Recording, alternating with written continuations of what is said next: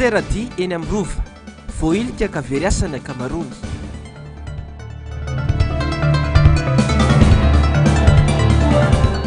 Fahatapahan-jiro niverina sahady iray andro taoriny ny fetim-pirenena. Congrès national ny Antokotimo eny amin'ny Magrotanjombato ny fotoana amin'ny sabotsy ho avy izao. Tompoko lahy sy tompoko vavy ankafaliana sy ampitiavana no tsy diako ny tokantranonao amin'ity hariva ity. Tonga sondrainao atao anatin'ny fotoana ny fampalalam-baovao ny fahitalavitry ny MBS manasanao ampanajana sy ampitiavana tenako anaraka ny vaovao hatramin'ny farany.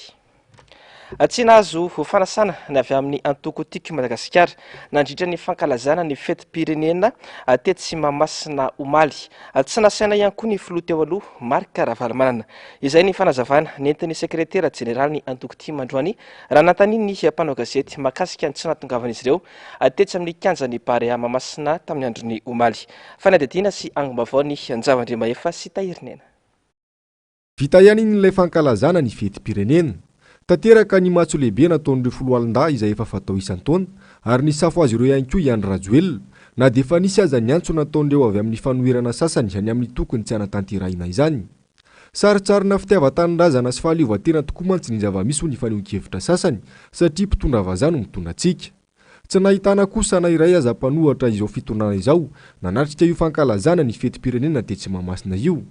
Raha ny loharanom-baovao ihany koa anefa dia tsy nahazo fanasana natrika io fankalazana io ny antoko politika sasany toy ny Antokotiko Madagasikara. Mahakasika ny filohan'ny antoko izay filoham-pirenena teo aloha dia mitovy an'izay ihany koa. Tsy nisy fanasana nomena ny filoha Ravalomanana hanatrika an'izay fety fiandrianam-pirenena teo Mahamasina izay tamin'ny 26 teo. Misy zany zavatra tokony hapetraka ao hoe fiandrianam-pirenena ny resaka eto vahoaka malagasy iray manontolo dia tokony ho hajainao izay amin'ny haja sy ny voninahitry ny rehetra na antoko politika tsy mitovy hevitra aminao io. Indrindra moa fa ny filoha izay efa filoha-pirenena teo mila hajainao zany amin'ny mahafiandrianam-pirenena antsika dia tokony hajainao amin'ny fety-pirenena toy ireny. Fa tsy afangaro loatra amin'ny resaka ady hevitra politika hoe tsy mitovy hevitra reto mpanohatra dia tsy tokony ho asaina. Akoatra izay mbola miazo azo tsy ahita anteny firy aloha treto izay fanapa-kevitra ny anteny meram-pirenena amikasika io fizakan'ny filoha Rajoelina ny zom-pirenena Frantsay io. Anilaza raha teo ny ACC fa tsy afaka mandray fanapa-kevitra ny amin'izany raha tsy mihetsika sy mametraka fitoriana ireo androm-panjakana afaka manao izany. Tsy azo inona nefa fa tena aleo tena sy atapaka izany fanesorana ny filoha ankehitriny izany ireo androm-panjakana ireo ho ny mpanao politika. Misy koa le olo nahazo nationalité izy fa mbola zaza izy teraka izy dia nahazo an'igny fa sisy sitrapony dia izay mila manao andehanana amin'ny fazakana zany anana misaka décret fa ity zavatra maleo tegna ity lesaka 42 ty satria efa olo dehibe fa 40 ans anao nanao déclaration amin'izay zavatra izay dia nanao déclaration nangataka ianao sitraponao nangataka izay le izy izany sy hoe mikasika ny président fotsiny fa nyrehetrarehetra zany zavatra zany fa hoe ny zavatra mariny moa ka tahorana izy raha izy io maro izy ao amin'ny chef d'institution manana an'io situation io maro izy manana an'io ao ka izay le mahatonga an'io problème io ankehitriny ary sy mipetraka ane io manahirana any le izy fa izay moa raha io moa le fagnana amin'ny HCC io angeba azo mariny foana ny président sy io misy gnanakagna anazy sy ilasaka foana izy zany fa misy an'igny ataontsika ny hoe malaise amin'izao fotoana izao. Na tiana na tsy tiana aloha dia tsy maintsy mametra-pialana afaka volana vitsy ny filoha Rajoelina raha mbola ilatsaka ho fidiana. Anjarany malagasy no misafidy na mbola naiketin'ny vahiny na malagasy mitovy aminy. Faniakatra raha noharina tamin'ny taondasa nisan'ireo olona tonga nanantona ny hôpitaly HGR Anosy nandritra ny fanamariana ny fetim-pirenena omaly. Ny lozam-pifamoivoizana no namoazana aina sy nandratrana olona betsaka. Namoaka tatitra ny antsipriany momba izay ny tompon'andraikitra teo anivon'ity hôpitaly mpanjakana ity tamin'ity androany ity. Anjavandriamaefa sy Tahirinena. Olona efatra namony ainy enina amby 50 ireo nahiditra hôpitaly ary 520 sy 200 ireo tonga nanantona teny amin'ny HCR nandritra ny fankalazana ny fetim-pirenena. Nitranga vokatry ny lozam-pifamoivoizana amin'ny tena betsaka tamin'ireo akoatra ny loza teny anivon'ny fiarahamonina. Azo lazaina hoe niakatra kely zany ny tahan'olona niditra teto amin'ny Algérie nandritra ny fety satria tamin'ny herintaona izy 990 tamin'ity 520 sy 200 ny tropitaly tamin'ity 950 tamin'ny herintaona 930 ny namony indray kosa niakatra satria tamin'ny herintaona anankiray ny tamin'ity 4 ny nahafaty andreo indray aloha zany tamin'ny 520 jona dia ny telo le iray zany razana niditra fa le anankitelo lozan'ny seho anivon'ny fiarahamonina ankizy 20 taona ny iray dia lozan'ny seho anivon'ny fifamoivoizana anankiroa any voadona teo amin'ny loha. Tamin'ny ankapobeny anilamina ny fanamariana ny fetim-pirenena raha ny teto andrenivohitra. Farampitso no fantatra fa fotoana anaovan'ny governemanta tatitra amin'ireo solombavambahoaka etsy Tsimbazaza. Voafaritra lalàna izany saingy mbola baraingo indray raha ho tanteraka na tsy izany na ihany koa horava tahaka ny zava-nisy teo aloha. Atao efa hitantaratra sahady fa adihevitra feno fitaka sy lainga no hitranga etsy Tsimbazaza Rampitso hoy ny fanehoan-kevitra araka izao fanadihadiana nataony Zavandriamaefa sy Tahirinena izao. Raha ny tetiandro dia Rampitso sy afaka pitso no anatanteraina ny fifanatriana eo amin'ny fahefana mpanantanteraka sy ny mpanolalana. Raha ny vaovao mandesy nisy atsiritsofina eno anefa dia niangavy ireo solombavambahoaka lany tamin'ny anaran'ny IRD ny Prime Ministre lehibe ny governemanta mba hiaro azy mandritra izay fifanatrehany rotota izay hoy ny solombavambahoaka Fetra Lamjafombololona. Mandainga mangataka mafy eo ary ny feo re lazainy ireo solombavambahoaka lany tamin'ny vovonan'ny IRD dia ny Prime Ministre mihitsy no mangataka no arovany indrindra amin'ny évaluation politique publique fa fadiran'ovana mihitsy le Prime Ministre député IRD no miresaka anay an'izany azo amarinina zany marina tsy niteny teo masiny teo amin'ny télé zany solombavambahoaka zany fa nilaza mihitsy arovy fa tena sarotra amin'ny positionko sarotra amin'ny toerako zany fotsiny dia efa sary inona no atenainao azy mbola lainga sy fitaka zavatra tsy azo amarinina no entiny eo fa dia blabla ohatry ny mazatra vany any sehatra hafa lay débat le adihevitra afototra any aminao indray ny fahadisoany sanatria ohatra miresaka amin'ny olona mpiady an-tsena nefa mpitondra ny resahanao eto mpitondra ary misy manana amin'ny maha azy olona nianatra olona nandalo ambaratonga mpitantanana tamin'ny fianarana fa nefa iraisan'izy mianakavy izay le lainga marivotototra fomba hoentina mandrendrika saim-bahoaka izay tsy misy antony raha ny fijeriko azy inona moa ny antony anatrehana raha izay ny fifanatrehana aminy fofahana ny lainga eo ianao toy nefa nataony hatramin'izay firy-taona nitondrano izay. Tsy misy tokony anatrehana izany intsony araka izany satria sy adihevitra feno fitaka sy lainga no afafiny izao fitondrana izao ho an'ny malagasy ho ihany ny fanazavana. Raha tsy ahivina rava ny fifanatrehana teo amin'ny governemanta sy ny solombavambahoaka izay saika nataony fahavalon'ny volana jona lasa teo noho ny tsy fahatongavany filohan'ny antenimieram-pirenena sy ny mpikambana sasany ao anatin'ny birao maharitra. Andrasana indray araka izany izay ho avoakan'ny Ampitso eny Tsimbazaza eny. Amin'izay lafim-baovany politika izay hatrany tsy maintsy manana badra avokoa ireo rehetra izay manam-pikasana anatrika ny Congrès nasionaly izay ataony antoko tiky Madagasikara ny sabotsy voalohany volana Jolay ho avy izao. Efa misy ny fandaminana ny amin'izany ary efa ao anatin'ny fanomanan-tanteraka ireo tompon'andraikitra ao anatin'ny antoko amin'izao fotoana izao. Efa tafapetraka androany ankoha ny taratasy fangatahana fahazahon-dalana ahafahana manatanteraka izany. Zavandriamaefa sy Tahirinena. Olona manodidina androa alina eo no raisina eto amin'ny Magorotanjombato ny asabotsy 2 Jolay ho avy izao mandritra ny Congrès nasionaly ny antoko tiako Madagasikara. Ny zoma fahatelopolo ny volana Jona dia efa nomboka ny Congrès ary efa matipaika sy mipetrapetraka avokoa ny fandaharam-potoana sy ny fandaminana ny amin'izany fotoan-dehibe ho an'ny antoko izany. Ny fandaharam-potoana amin'ny fahatelopolo ny volana Jona dia anaovana ny adihevitra amin'ny samy mpikambana samy mpitarika ny antoko tim ary isany koa ny fampiofanana satria miomana tanteraka ao anaty fifidianana ny antoko tiako Madagasikara dia hofanana daholo ny mpizaika rehetra amin'ny mahakasika an'izay fifidianana izay. Ny asabotsy 1er juillet ny tena anaovana ny Congrès eo nisy ny kabary fandimbiasana ary eo nisy fanambarana lehibe ataon'ny filohan'ny antoko amin'izay voalohan'ny volana Jolay izay. Ny fandaminana dia efa mipetraka araka nefa nilazaina tamintsika teny am-piandohana dia isy badra isaky ny arrondissement eny amin'ny député nazahoana azy any amin'ny district manodidina ihany koa Atsimondrano Avaradrano Ambohidratrimo dia samy misy badra daholo ary mbola misy baditra ihany koa ao Abelera sy any Tanjombato.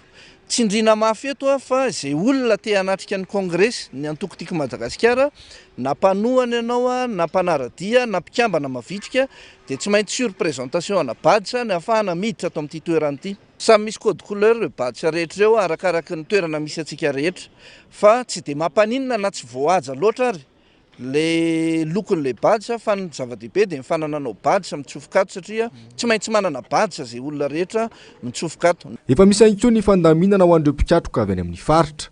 Ny mahakasika ny any amin'ny faritra manokana dia efa misy ny toerana andraisana ny any amin'ny faritra ary tsy maintsy mitondra baditra ihany koa ny avy any amin'ny faritra satria efa misy baditra natokana ity menamena ity no avy any amin'ny faritra dia efa misy ny fandaminana mahakasika an'izay. Dia efa misy toerana afaka hatoriana avy any amin'ny faritra fa 7 ny volana Jona. Efa tafapetraka androany izay teny amin'ny prefektura ihany koa ny taratasy fangatahana fahazahon-dalana ahafahana manatanteraka io kongresy nasionaly io. Tsy tokony hisy mihitsy ny fandavana sy ny sakatsakana avy amin'ireo tompona andraikitra ho ny fanazavana satria ao anatin'ny fanarahan-dalana tanteraka ny hetsika izay ho atao. Ny lalàna raha teo no maniry ny antokana tanteraka izany sy kongresy izany. Famitoetrany ny fisoratana sy ny fanamarinana ny anarana ao anaty lisam-pifidianana eny anivon'ny Fokontany. Tratra ny tanjona napetraka ho an'ny Fokontany Ampefiloambodirano ny oatra araka ny heverina azy ireo mpifidy voasoratra anarana. Atao riny ny fanalava-potoana 20 andro nomeny seny maro ireo olom-pirenena tonga eny anivon'ny Fokontany, mitoy ihany koa ny fanabeazana sy fanentanana olom-pirenena vanona sy mandray andraikitra. Andomiaratiana sy Manora Andriamalala. Na dia efa betsaka azy ireo navita nanoratra sy nanamarina anarana ao anaty lisam-pifidianana ho an'ny Fokontany Ampefiloambodirano. Mbola mandray olona ny Fokontany.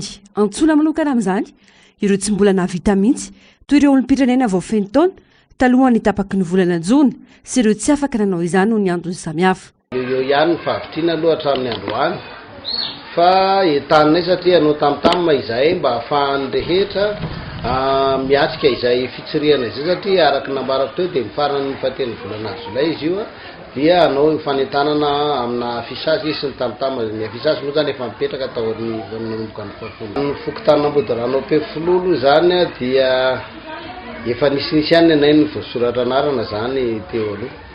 Nefa na izany zany mbola misy ihany koa zany ireo fiarahamonina tsy nahatanteraka zany eo amin'ny karny raha eo nga mazolo ny firenay zany hatreto. Ny ankapobeny moa zany tsy voasoko azy le isan'le hoe iza reo olona ireo fa misy ireo le tonga manao ny taratasy teny Fokontany eo zareo dia avy hatrany dia mijery dia mitsirika ny anarany. Izay ihany koa manao fanentanana ho iteny vony Fokontany zany indrindrindrindra ho antsika rehetra izay mbola tsy nanao izay fanoratana anarana izay satria mbola azo atao manatanteraka izany. Kajiny iray no feno nanomboka ny 10 Jona no makaty teto amin'ity Fokontany ity. Manaprofo izany fa mbola betsaka ireo tsy nahavita ny adidiny.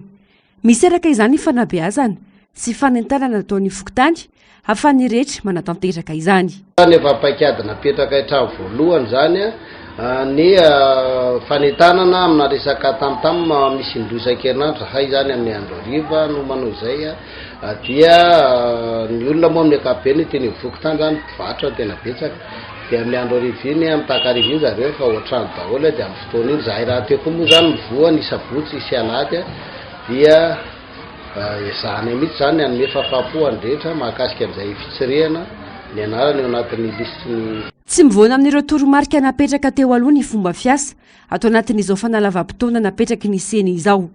Misokatra 7 amin'ny 7 andro ny Fokontany ary mandray ireo fanamariana sy fanamariana raha misy izany. Miantso ny olom-pirenena rehetra handray ny andraikitra tandrify azy ho fanavotam-pirenena amin'ny fiatrana ny fifidianana ho avy izay miantoka ny fiainana any aoriana. Tsy afaka manao na inona na inona raha tsy voasoratra ny anarana. Manana hatramin'ny 3 Jolay ny olom-pirenena hanaovana izany ka tsy intsony vao tsy tafiditra ao anatiny. Fa tsy misy tsy mikaikaiky amin'ny voka-dratsy ateraky ny fahatapahan-jiro ny ankamaroan'ny vahoaka amin'izao fotoana izao. Anisany mahatonga ny firongatry ny tsy fandriam-pahalemana koa ny fahatapahan-jiro lavarenenana amin'izao fotoana izao. Adiny 4 farafahakeliny vao miverina ny jiro amin'ny tanàna maro eto andrenivohitra. Onjalalana arana avy manana sy Manora Andriamalala. Miverina sahady ny fahatapahan-jiro iray andro tao aorian'ny fety fankalazana ny fetim-pirenena. Maharitra hatramin'ny adiny 4 farafahakeliny ny fahatapahan-jiro ihainan'ny olona manerana ny tanàna maro eto andrenivohitra. misy azy ireo maharitra andro maromaro mihitsy vao miverina. Fomba fanao ny olona rehefa tapaka anjiro ny mitokona sy mandoro kodiarana. Fotoana vitsy aorian'ny fitokonana ataondreo amponina dia miverina anjiro. Fanontaniana mipetraka ny hoe miandry fitokonana izany ve vao afaka mahany olana ny avy eo anivon-drirama. Ny faktura miakatrizay tsy izy nefa anjiro tapaka lava. Valozana tsony mihitsy. Ohatranao zao mpanjaitra dia tena hoe miasa amin'ny asako mihitsy le délestage. Indraindray tena ohatrany hoe raha maty amin'ny enina amin'ny 6 ihany amin'ny valo sasany verina. Dia nefa ao anatin'ny ray andro tena indraindray ohatrany hoe paraparain'ny andro. Ohatranao zao miasa alina indraindray amin'ny 10 tapaka amin'ny ray vao miverina amin'ny alina. Non, facture tsy ohatrany vao maika ary miakatra. Tena tsy haiko hoe inona ny antony izay. Tena potika mihitsy na ny asa ary dia izaho zao mpanjaitra. Tena potika ny asa fa dia izany hoe fa iaina be sy maro ilay izy izany dia ohatrany hoe tsy afaka manao ninina ianao. Stage aloha mamerika. Adiny roa izao raha ohatrany any ampiasana anay. Resaka stage zao eto matetika tapatapaka dia izy. Misy adiny ray fotsiny eo na adiny roa eo. Tena anako zaly mihitsy mampiasa malasa mihitsy ny saiko hoe maizina be ao anatin'ny adiny firy izany efa alina ny andro raha misy olona tratrany any ebakeba-tany any aloha dia tena angamba dia asa izay faran'ilay olona. Iny enjana be iny tsy maintsy misy foana iny fahatena kasiny iny moa tete. Miditra fahatiantoka ny ankamaroan-dreo mpandraraha madinika malagasy manao asa miankina amin'ny herinaratra toy ny mpanety, ny mpanao volo, ny mpanjaitra, ny mpampiditra, ny mpanao soudure sy ny maro hafa. Ny tambazotra tserasera sy ny fisotroana amin'ny hetsika eny an-dalambe sy samy fitaovana hitan'ny olona hanehoana ny antezerany amin'ny fahatapahan-jiro lavareny. Ny tompona andraikitra rahateo manenty sady ny manoloana ireny fitaraina amin'ny mpanjifa ireny. Mbola lavitra ny ezaka tokony ataon'ity orinasa mpanjakan'ity hanafoanana ny délestage iainany ankamaroan'ny mponina.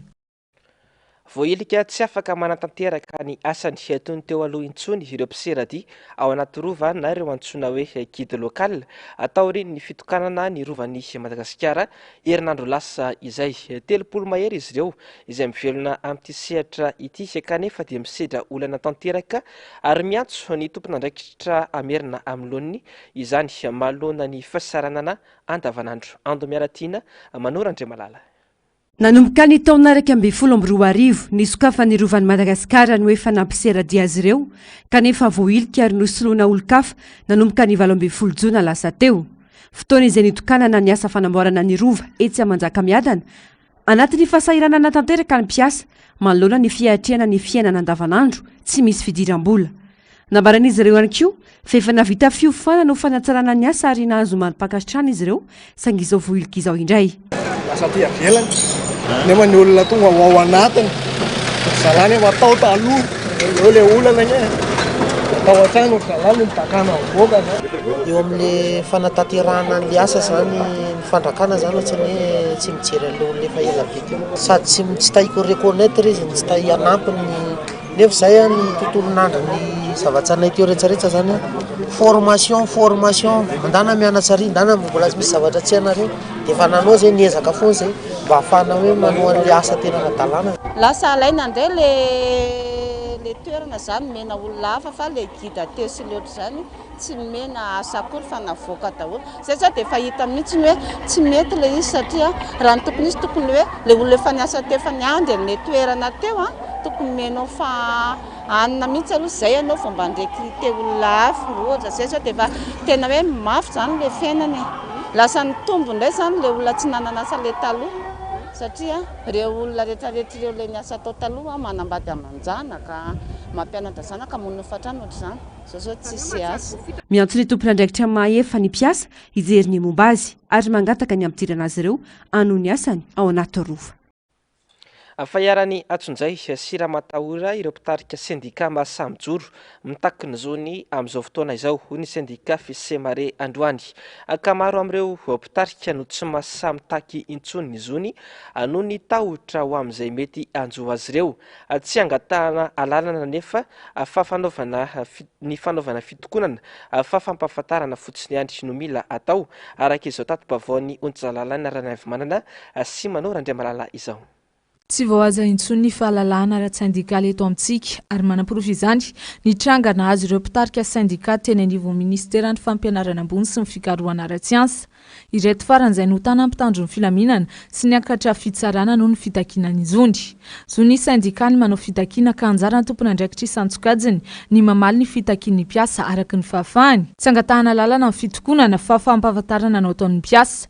27 ora mialoha izay fampahafantarana izay ho an'ny mpiasa-panjakana. 27 ora miampy 27 ora kosa ho an'ny tsy miankina. Maro amin'ireo mpitarika syndika amin'izao no matahotra manoloana fanaparam-pahefana ataon'ny lehibe mpitondra azy ireo. Reny moa zany diterina palahelo satria olona mpiasa mitaka ny zony samborona ao amin'ny toeram-piasana amoronana dossier zavatra reny mampalahelo ihany zany zavatra ohatrany hoe ary zao ny zavatra izy zany na ny mpitarika syndika zany dia atahotra tsisy tsony sahiteny satria raha onana figadrana raha onana resaka mpitandro filaminana palahelo ihany satria ny fitokonana aloha zany na ny grève dia zo izy io omeny lalam-pandrenana. Dia ao anatin'ny code de travail na le statut fonctionnaire ihany koa dia misy ihany koa zany hoe rehefa voahaja zany ny procédure dia azo atao zay fitokonana zay. Le lalàna moa zany ho an'ny mpampiatra anazy dia hitany foana ny fomba mateny anazy. Avadika ho raha dieloka zany ndra raha sosialy anankiray. Raha ny zavatra iny ange zao hoe azontsika lazaina hoe arrestation arbitraire. Ao amin'ny toerana iasana le mpiasa mivory ao dia lazaina fa hoe zavatra hafa nivorina nefa resaka fitakina sosialy ny mpiasa nitakina ao zo syndikaly natao procédure voaraka fa zay le izy hoe an'le olona ny fahefana dia izy ny tompon'ny fahefana dia izy mampiatra ny lalàna dia avadika ny amin'izay tiavany eto. Efa voafaritra ao anatin'ny lalàna iraisam-pirenena izay mifeny asa izay ny soniavin'ny Madagasikara ny fahalalàna maneho hevitra ho an'ny syndika ary fandikan-dalàna fanetsakitsahana izany indrindra fa ny fampiasana ny mpitandro ny filaminana hampanginana ny syndika. Nahitsiny avy ao anivon'ny syndika Fisemareny laza androany fa mifanohitra tanteraka tamin'izay nolazain'ny Andry Rajoelina nandritra ny fihaonam-be iraisam-pirenena ho an'ny asa andiany faha 12 natao tany Genève ny zava-misy eto Madagasikara amin'izao. Fatratehaka ny sampandraramisahana ny cybercriminalité eo anivon'ny polisy pirenena ny tambazotra mpanao trafika na sokatra ao anatin'ny tsena anatiny amin'ny tambazotra tserasera ary voatazona entsiafa ilay teratany vahiny saika anondrana sokatra antsokosoko any ivelany. Ny farany herinandro teo olona 3 mpivarotra sokatra amin'ny tambazotra tserasera no voasambotra miaraka amin'ny sokatra misa 5 tafiditra ao anatin'izany ny mpamatsy sokatra sy ny mpivarotra azy. Teratany Israeliana iray ihany koa no voatazona eny Tsiafa rehefa sary ny fahadiseranana tetsy amin'ny seranam-piaramanidina iraisam-pirenena Ivato niaraka tamin'ny zana-tsokatra misa 750 no kasaina aondrana antsokosoko any ivelany.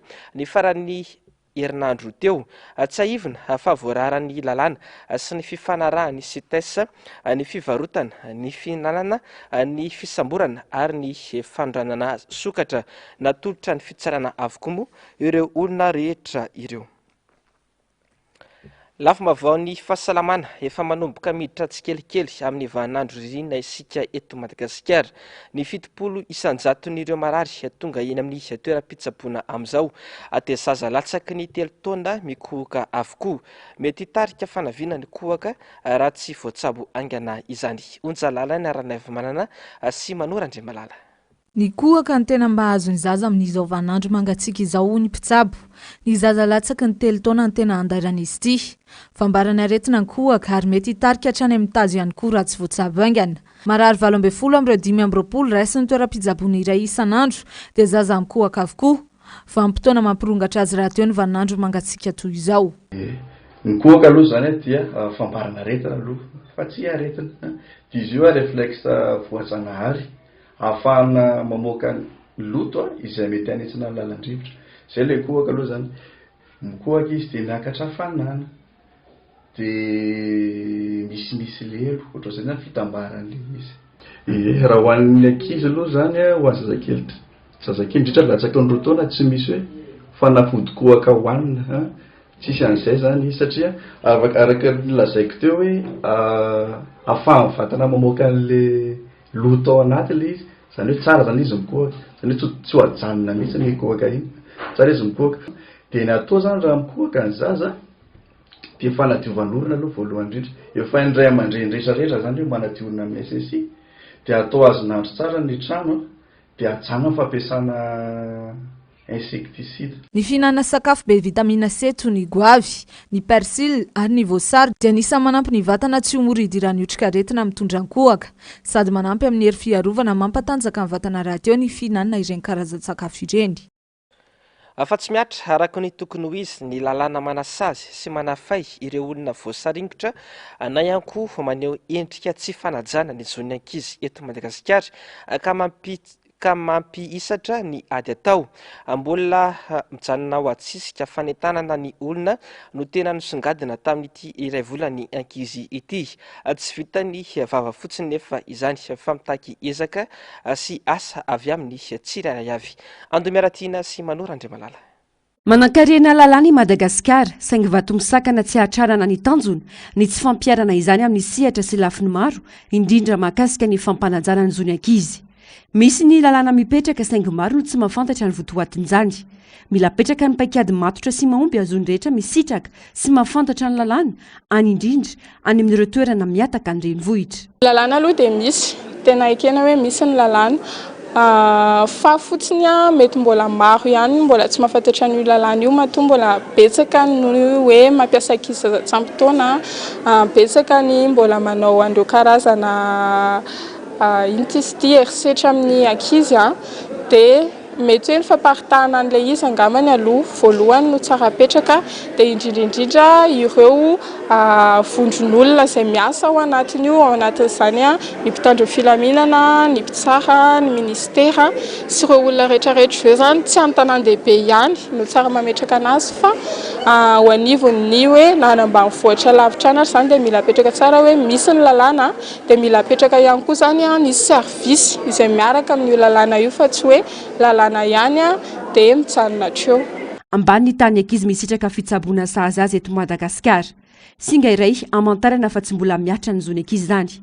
Maro ireo hetsika nanamariana ny iray volany ankizy tamin'ity volana jona ity ka nomena lanja ny fahasalamana ho an'ny fikambanana tsy miankina iray mandray an-tany an'ireo ankizy sahirana. Mba tonga ny ankizy hisitraka ny zoany aloha amin'izay resaka ara-pahasalamana izay. Fa eo ihany koa mba tonga ny olon-dehibe manodidina mba ho tonga saina tsara zany hoe mametraka ny fahasalaman'ny ankizy lahara-pahamehana. Raha Madagasikara manokana zao tsika dia mbola somary taraiky indrindra fa amin'ny resaka tsy fanjarian-tsakafo manokana zany ho an'ny ankizy ary anisany izy io hoe cause de mortalité infantile zany ho an'ity malnutrition ity. Mitomba mandavataona ny ady amin'ny tsy fanajana ny zon'ny ankizy eto Madagasikara, saingy natokana ho amin'izany ity volana jona ity. Ny ompana betsaka tamin'izany ny fanaovana tsisika any an-tanàna sy ny ambaratonga arim-pahefana rehetra sy ny olom-pirenena anaja sy hitandro ny zon'ny ankizy. 7 noho ny 4 ny isa ny sarany Madagasikara sy Slovenia nandritra ny lalao fahatelo androany nataony ankoay. Tafiditra ao anatin'ny fiadina ny amboara eran-tany ny taranja baskety ho an'ny lehilahy latsaky ny 12 taona any Hongrie. Nitarika ny Malagasy tany amin'ny fanalavam-potoana voalohany nanomboka niakatra ny isa ho an'ny Slovenia teo amin'ny fanalavam-potoana fahatelo sy fahefatra farany ka nibatan'izy ireo fandresena teo amin'ny elanelan'isa telo.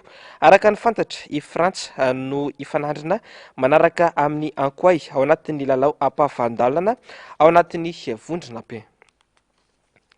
Afanazo medaly volamena fandroany i Laura Rasoanay Vomaly nandritra ny fifananana African Cup taranja judo izay natao tany Niamey any vohitry Niger. Ny batany medaly volamena voalohany ny tenany ny 14 jona teo tamin'ny fifananana sokajy junior latsaky ny 70 kilao.